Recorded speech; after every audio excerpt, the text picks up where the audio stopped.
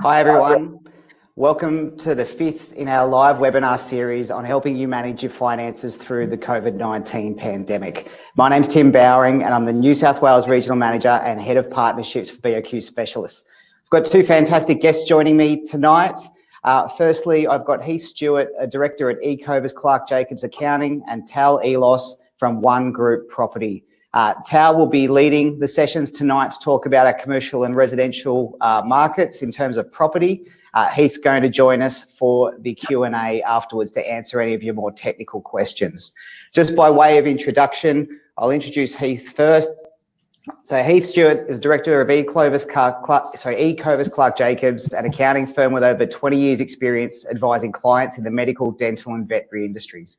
Heath works together with clients tailoring advice to each client's specific needs, such as assisting with industry KPI comparison, forecasting, projections, financing and efficient tax structuring. As well as this, Heath supervises the firm's audit and insurance engagements, including litigation, support and valuation. A regular presenter at seminars for practitioners in both Australia and New Zealand, Heath also regularly contributes articles on taxation and practice management and is a long-term contributor to the Australian Dental Association magazine news bulletin. If you weren't on our webinar series last week with Heath, I suggest you go back and look at it. Heath's had some fantastic tax time tips for you, particularly in regards to the instant asset write-off and managing your cash flow through this period. The link is on the website where you're registered for this one. Tal, who's going to be presenting tonight, from One Group Property, has extensive education background in medical science, law, financial planning, mortgage broking and real estate. In 2005, Tal founded a multidisciplinary financial planning firm which predominantly serviced medical and legal professionals. His passion for education led him to develop CPD accredited programs for various industry bodies. In 2011, he shifted focus solely to the property advisory division of his business due to his belief that property was the linchpin to successful wealth creation. Helping people, whether it be team members, colleagues or clients, the most rewarding part of his role as a director is born out of his desire to pay forward the kindness others have shown to him. We work with Tal with our customers and I think the interest in this webinar tonight, we've got our highest number of registrations so far. So really excited to see what Tal's got for us. And on that note, Tal, I'll hand over to you. Look, big thank you to BOQS for allowing us to be part of this series and for putting this series on, and thank you for everyone in attendance as well. Look, the last couple of months in particular, obviously since the lockdown rules were put into place, has had some dramatic impact on the property market in terms of predictions that have been made out there and really a lot of the uncertainty around the market in general. The idea of today's presentation is to give you a little bit of insight as to some of the data that's come in, but also to give you some perspective from an on-the-ground perspective in terms of what we're seeing in this current climate across residential and commercial property. Okay, there is a chat box down the right-hand corner of or the right-hand side of your screen. If you've got any questions, please plug them into there, and we'll attempt to answer them following the presentation. And should you wish to download any particular slides, you can use your QR scanner to scan the codes on the corner of each of the slides as well.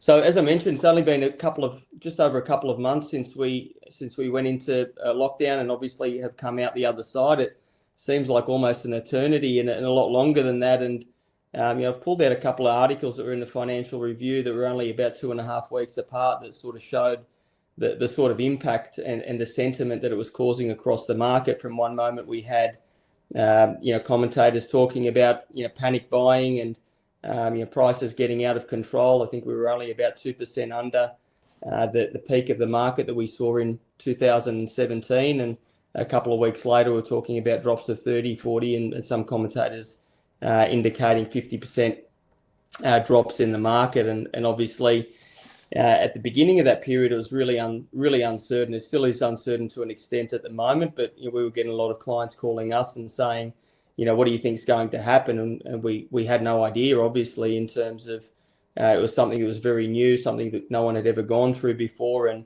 the exact impact on what it was going to have with the market was very much an unknown, and it was just sort of a bit of a wait and see. Just cover off a disclaimer before we sort of get stuck into the crux of the presentation. Really, we just ask that people seek advice in relation to making any decisions on property, whether that be with your financial advisor, your broker, or whoever else it may be, to make sure that your personal circumstances are taken into consideration. A few of the items in this particular piece relate around what we're seeing on the ground and what our opinion is. So please be mindful that it may not relate directly to your personal circumstances. So we'll start off by having a look at, again, it's only been a relatively short period of time, but we'll have a look at the month-on-month change in values over the 6 months preceding April, and then the April figures and how that's fared. And that's probably the best indicator that we've got at the moment to see where property prices across the board have gone. When we have a look at this particular chart, the dots represent the 6 months average month-on-month growth prior to April, and then the yellow bars represent the monthly growth from March to April. And what we've seen is effectively we were averaging about 1.1% in the preceding 6 months, and now we're at 0.3%. Some of those markets that you see into there, like Sydney, has actually gone into slightly negative territory as well. So the trend tends to be that it does seem to be on the decline, but overall not a huge reduction, not the 30, 40, 50% that we were sort of hearing, and if anything, we've sort of seen things hold up a little bit. The most impacted markets, as you can see on the left-hand side, was Sydney and Melbourne. Melbourne more so than Sydney, and also Hobart copped a little bit of a battering as well. And Hobart's an interesting one because obviously with tourism being at the core of its economy, the interest in Hobart has sort of waned off, and prices have suffered as a result of that as well.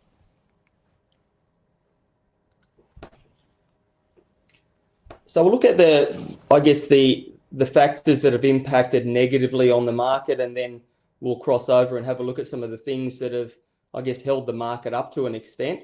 So the negative impacts, a lot of it around sentiment, market sentiment, people being unsure, rising unemployment, uncertainty around jobs, and that related to almost every industry. We had doctors contacting us unsure as to how their private billings were going to look. Some of them down 80-90% in terms of what they were doing on their private work, and dentists having to almost close up shop bar maybe 1 or 2 days a week in emergency patients. So the uncertainty around income was by far and away, from the feedback from our clients, was the biggest driver for them holding back. It wasn't necessarily fear of prices in the market and a drop of 30-40% as was sort of discussed before. It was more so around the uncertainty of income, particularly for people potentially looking to establish new practices. Cautious lending practices, reduced LVRs, ways that they looked at rental income, from the banking perspective is obviously changing and continues to change, and that's going to continue to have maybe a negative impact and a restrictive impact on who can borrow and who can get into the market. Immigration restrictions is a huge one. We already were looking at a reduction of about 30% from 240 odd thousand people to 160,000. That's now looking at a revised number from 160,000 down to about 36,000.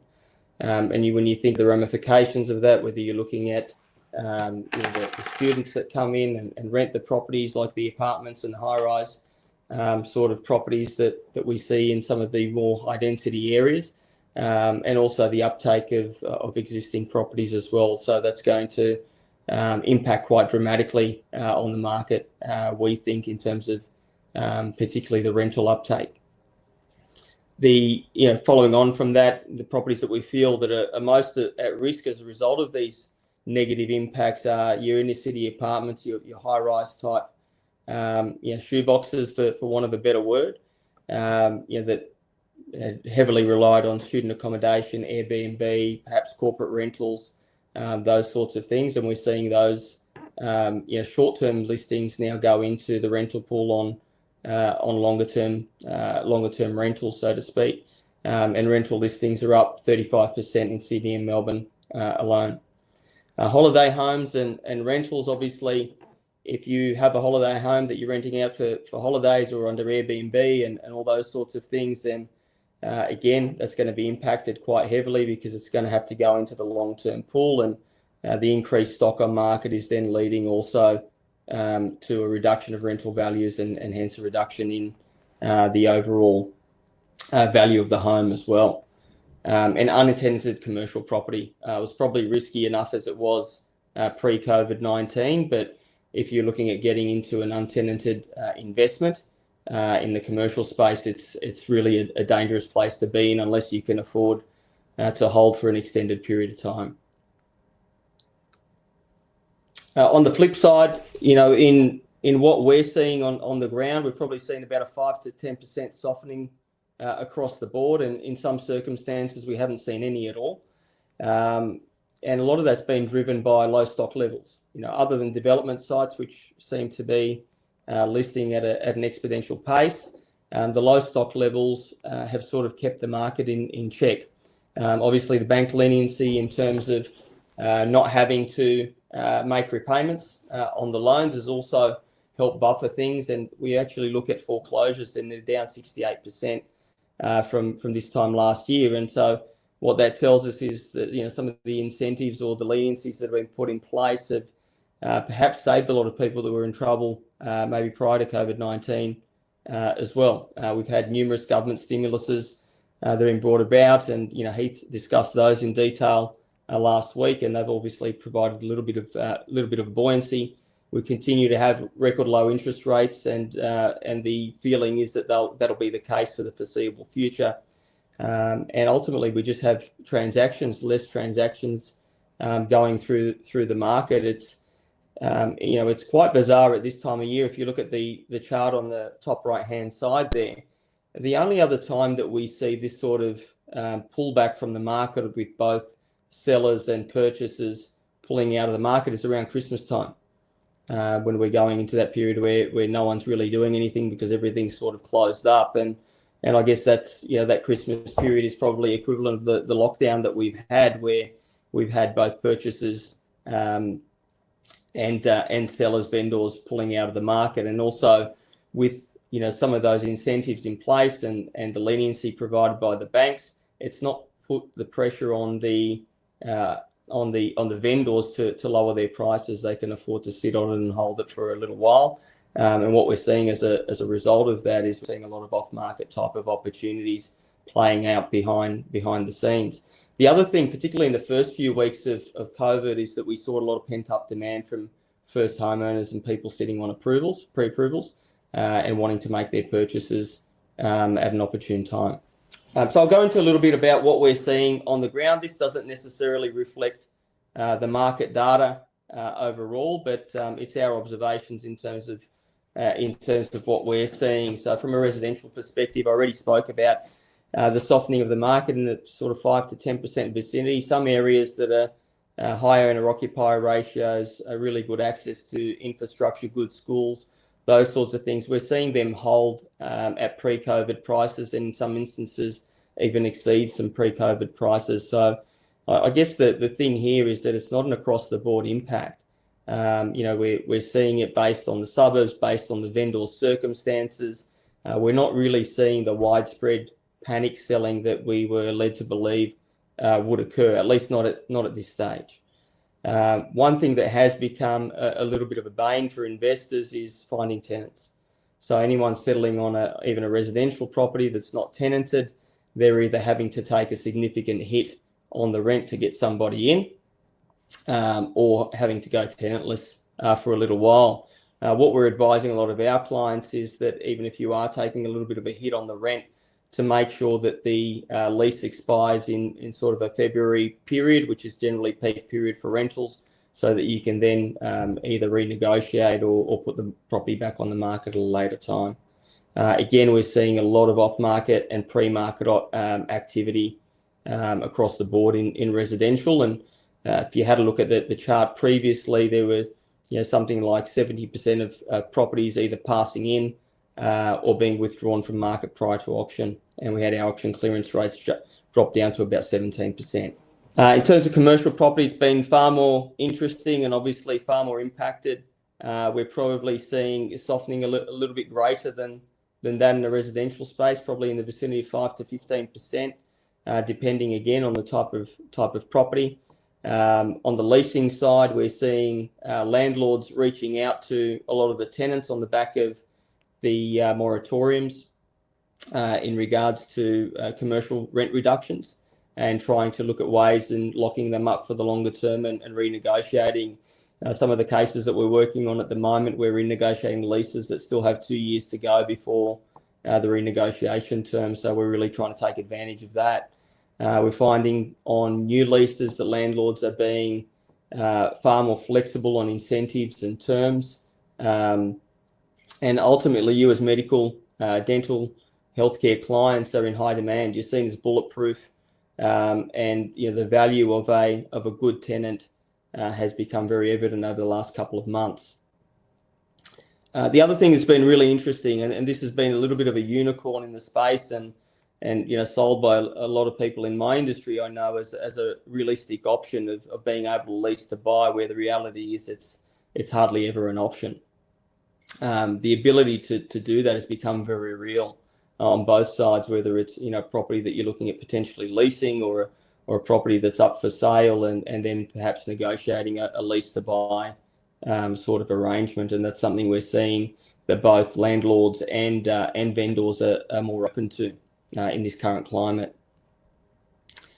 In terms of buying, we feel that there's a real opportunity for owner occupiers at the moment, to perhaps own their premises, and again have a secure tenant in yourself, probably the best tenant that you can have. We're seeing greater availability of retail and commercial property, and a lot of the questions we get asked is, should I wait 6 months, or should I wait to see what happens? The reality is to find a site that's going to be exactly what you need for your practice may take some time. So I think it's important to be active in the market, and particularly in these times where things are a little bit soft, you may be able to find that that property that's going to exactly fit your new practice, your expansion, or relocation. On the other side of commercial property, from an investment point of view, we're seeing the regional commercial areas in absolute distress. So investors are demanding 8 to 10% returns before they'll look at properties in regional areas, and ultimately that means that the prices are dropping to be able to accommodate that. And also from the off the plan perspective, traditionally commercial properties that sit underneath buildings or are part of a development are usually held by the developers. What we're seeing now is a willingness from developers to offload those properties, which we probably haven't seen for many, many years. They usually will sell off all the residential component if there are any, and they'll hold on to the commercial. But again, a willingness to be able to let those go at the moment. So where to from here? That's, I guess, the question that everyone wants to know. And I've put a quote in there from Thomas Hobbes, and the best prophet is the best guesser. It's the reality is no one really knows, but I know that's probably not going to cut it tonight. So I'll do my best to give you our thoughts in terms of what will happen. But I'd be careful listening to any sort of outlandish claims. I think everything needs to be approached with your own circumstances taken into consideration. Human nature is that we hunger for forecasts and for certainty and all these sorts of things. But the reality is that there are so many parameters that impact on those predictions, so to speak. And in the current climate that we've got at the moment, what happens if we have another spike and there's another lockdown? What does it look like after these repayment freezes finish? Is that enough time for us to recover? What happens when some of these government stimuluses wear off? And ultimately, how does that impact on sentiment? Because if sentiment's not high, people are just not willing to make high value decisions, which usually relates to property commitments. But in saying that, I'll give you our opinion based on if we feel that the positive improvement and trajectory that we're currently seeing continues. We think that, on the commercial leasing and buying side, that we'll see increased stock on the market, particularly after moratorium. ends. And I think we're seeing that already at the moment, and it's probably most evident in the food space. So restaurants, a lot of restaurants in retail strips are either being put on the market for sale, or they're being offered up as lease properties as well. Commercial yields will probably drop relative to the current prices. Obviously, if the current prices shift, then that's going to impact that as well. We feel that prices will remain soft for an extended period and may even soften a little bit further towards the end of the year. In terms of residential buying, again, we see increased stock on market, and it's been quite interesting. Read an article this morning that showed that we've had an 11% increase from last month to this month in the amount of stock on market, so that's already starting to occur. We feel that the amount of transactions will continue to strengthen, and although prices may soften across the residential market, we really don't see too much fluctuation occurring in the space. We think it's going to be relatively stable, and it'll probably continue to be a case-by-case basis in terms of whether someone's desperate to sell their property or not. In terms of some tips to sort of tie things up, on the commercial side, as I mentioned before, I think it's an absolute opportune time if you are an owner-occupier or a prospective startup business. I would say now is the time to look at either negotiating leases or potentially buying a site for your practice. From an investment point of view, industrial property will probably come out of this the strongest. Slight softening, but it'll recover rapidly, and it could be an opportunity. In terms of the don'ts, we're probably against looking at any retail or commercial investments that don't have any tenancies at the moment, or probably investments in general. That's probably something we're willing to wait on. The tenancy risk is too high for those that are untenanted, and for the ones that are tenanted, they're still only attracting yields of 4 and 5% in the capital city, so there's not a huge attraction there. So for us, that would be very much a sit and wait. Be careful. You've got a lot of builders that are targeting medical professionals for purpose-built projects, and I would always be very wary of those, and look out for any landlords looking to offer really high incentives up front in return for a very short term. That usually means that they're going to renegotiate quite aggressively after that period. On the residential side, we feel that there's some opportunity, particularly in the development or renovation side, so any properties with what we call an active strategy. There is potential opportunity for someone looking to upgrade their home if they can afford to hold on to their current home and perhaps buy a home that they may build in the future or move into in the future. Then we think it may be an opportune time for that. Lifestyle assets, I mentioned holiday homes taking a little bit of a hit, so that could be an opportunity for anyone that's looking at those sorts of things as well. But overall, on the investment front, you're really looking for properties with strong fundamentals. The areas with low socioeconomic status are really suffering at the moment, whereas the areas that have great access to infrastructure, really good schools, and meet a lot of those other investment fundamentals are holding up quite well, and in some cases powering on. In terms of the don'ts, high-rise apartments, please stay away from those in this particular market. Anything that's off the plan, you shouldn't be touching in a market that's this uncertain at the moment.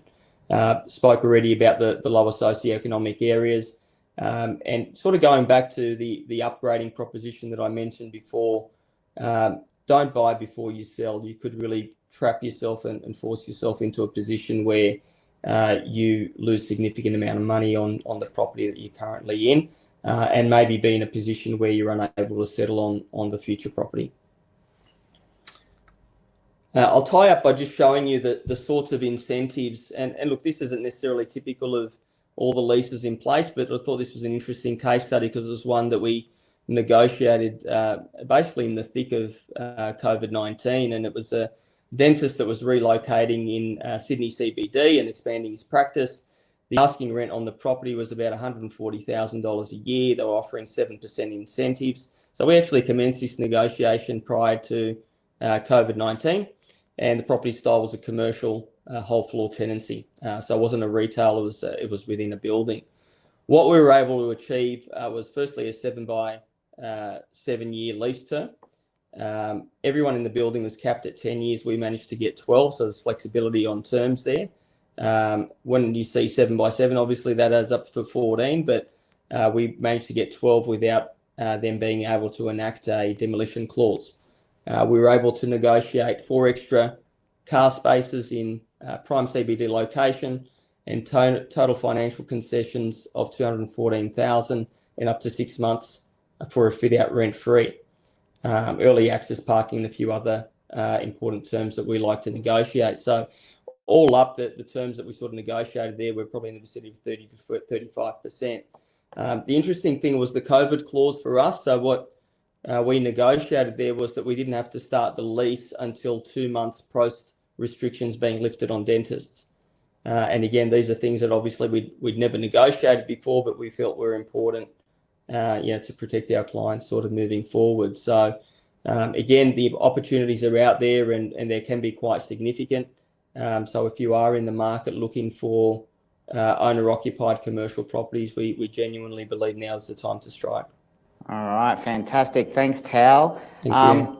We will kick into question time now, everyone. Just a quick reminder, on the right-hand side of your screen is the chat function. If you log your questions there, we'll get to as many as we can. Obviously conscious that we don't want to have you on here all night, so if we can't get to all of them, we will write to you directly afterwards, but please go now and enter some questions. Heath, might get you back on the line if we can. Tal, I might just sort of kick off with a question while we're waiting for those questions to fly through. Sure. You talked a little bit about commercial yields and particularly high yields out in regional areas and that coming under pressure in terms of prices. What are you seeing in terms of more sort of, city and suburban city stock in terms of yields and prices? On the commercial investment front? Yeah.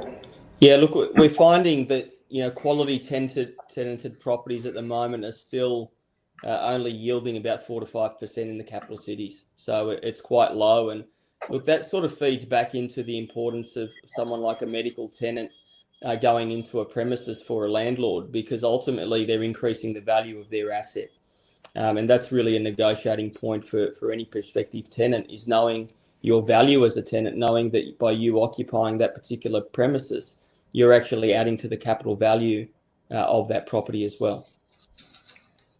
Perfect. Okay, questions starting to flow in. So a question here from Kim. So how much do you think residential property prices could come off due to the reduced immigration?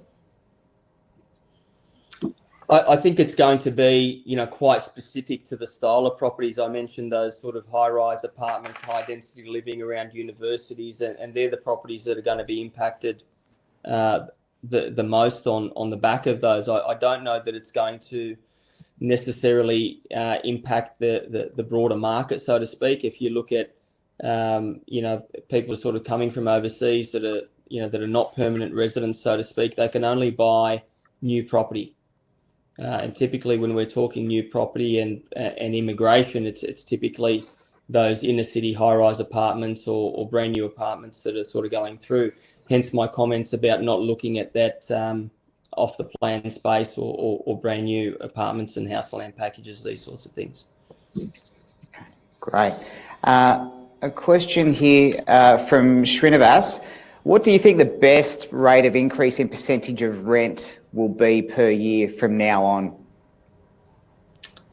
Look, I think it's just going to be a wait and see. I mentioned that, our advice to a lot of our clients that are sort of in this predicament at the moment is, try to make your lease or the rental, the new rental lease finish at a time that's a peak in the market or most opportunistic time in the market. And for a landlord, that would be, probably in late January, early February, or even all throughout February. And it's really going to depend on how quickly we recover to determine whether, those rentals can go up quite significantly again. Sorry, it doesn't answer the question, but it's a really difficult one because we don't know what's going to happen. Yeah, of course. Heath, a great question here from David, who asks, can we talk a little bit about the benefits of investing in both residential and commercial property through self-managed super fund? Yeah, look, in terms of this, and look, you're good to be on a BOQ Specialist webinar. They're one of the only players left in the entire market that still do SMSF lending. Because there's two types of things. What we generally see is, where possible, if you can gear in your superannuation fund, even at a reduced loan-to-value ratio, let's say 50% or something like that, usually that gets you about break even in terms of this when you look at the rent compared to what the outgoings are on the property, because you don't really want to track negative gearing losses in a 15% tax environment. Superannuation as a strategy to acquire practice property or practice premises still remains absolute blue chip standard investment strategy that we would recommend. Fundamentally, when you're buying a practice premises, investment is only one part of the decision. It's a business decision more than it is an investment decision. The advantage of owning an SMSF is to be able to get really strong commercial rent long-term into a concessionary tax environment. It helps you pay for your retirement and also gives you that stability and practice you can't get as a tenant. Yeah, great, fantastic. Probably one here from Kim, which is pretty pertinent considering it's been in the newspapers. So can we comment on the 25 and 50K grants, if they will be approved, or if there's going to be any additional incentives that have come through for the first home buyer? Oh, look, it's again, they're proposals at the moment, and obviously, they'll help that end of the market. I think some of the lower end of the market, in the better areas, has actually been performing quite well, because one of the points I made earlier on is that the first home owners have been bashed around over the last couple of years and have really been missing out.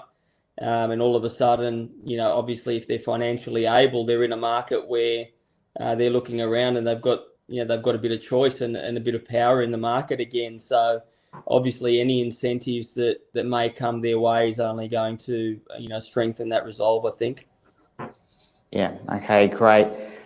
This one from Sarah is asking to get your crystal ball out, Tal.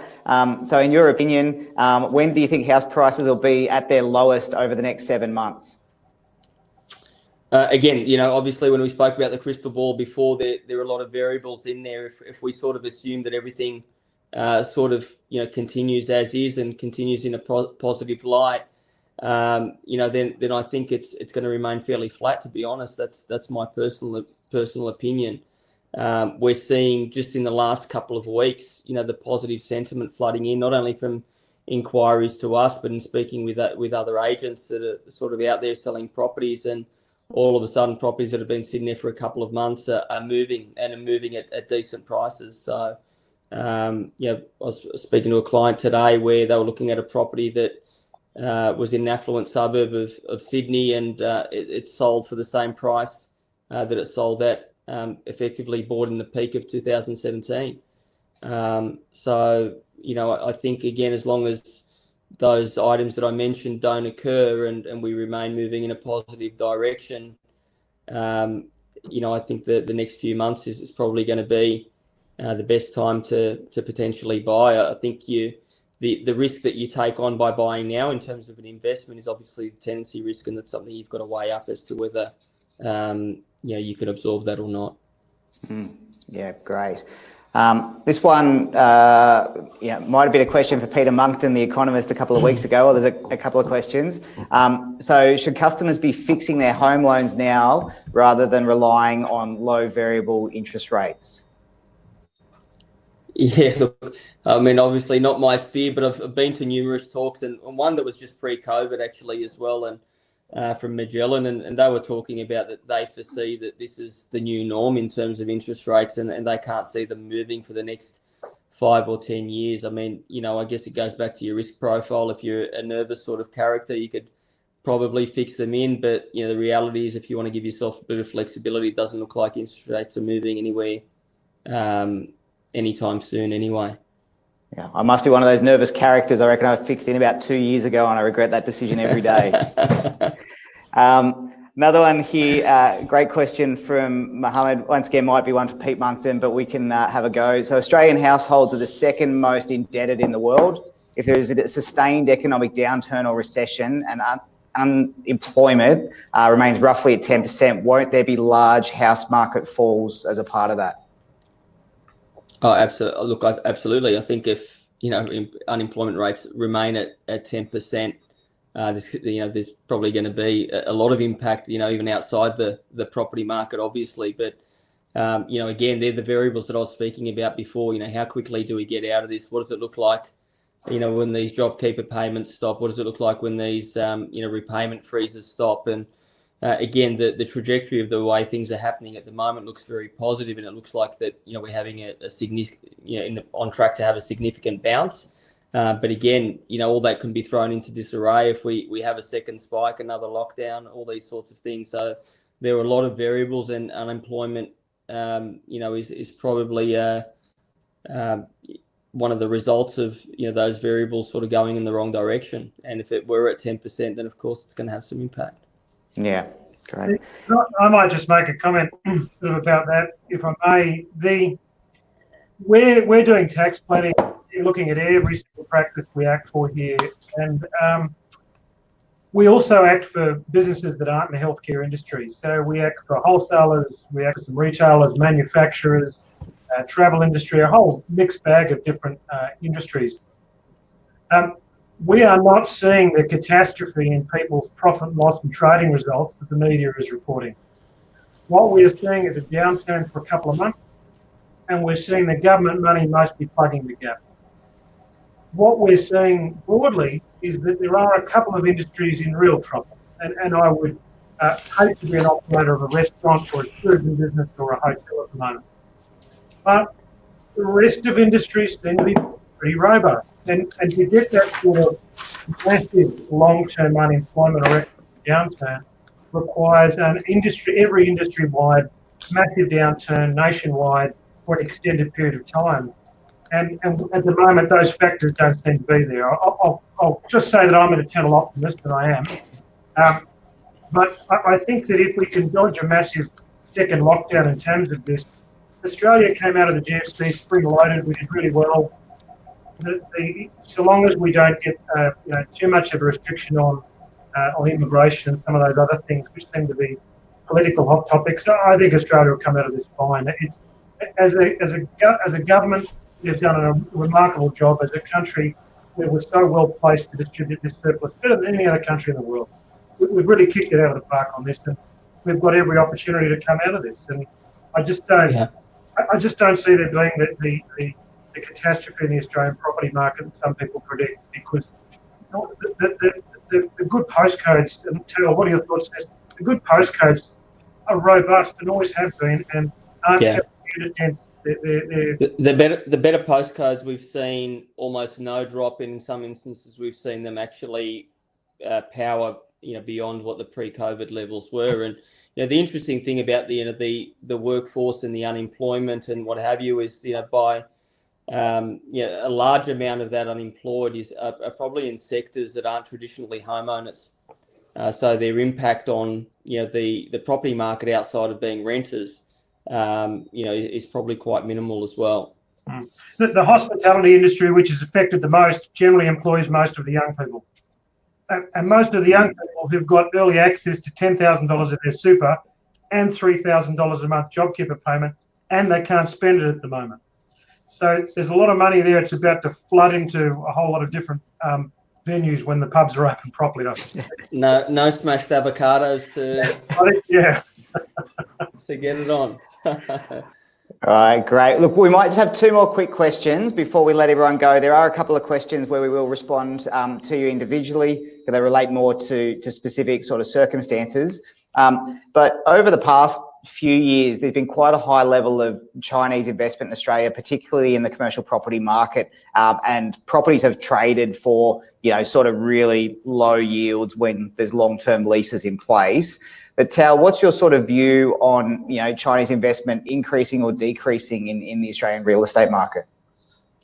There are a few interesting commentaries that I've read on this, and not only the Chinese market, but the overall international market and immigration. Obviously, there are concerns on the short-term numbers due to the borders being closed and and what have you. But there's an interesting article where they were sort of exploring on the back of COVID-19, people being locked in and really thinking about lifestyle and what's important in life and all these sorts of things. And they predicted the two countries that they felt would be the most in demand from a livability point of view, and those two countries were New Zealand and Australia. So yes, there's going to be an impact in the short term, no question. And that's a direct result of people not being allowed in.